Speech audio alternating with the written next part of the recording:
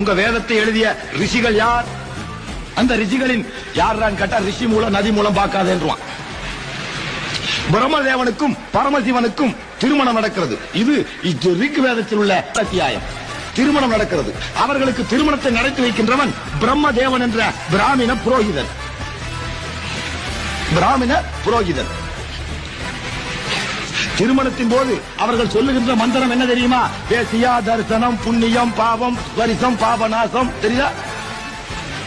வேசியா தரிசனம் புண்ணியம். திருமணத்தின் போது போய் கேளுங்க, இங்க வேணாலும் இருக்கும் பாருங்க.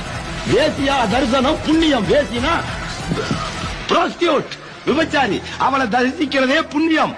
அவளை தொடுவது பாபமே நாசம். நான்சென்ஸ்.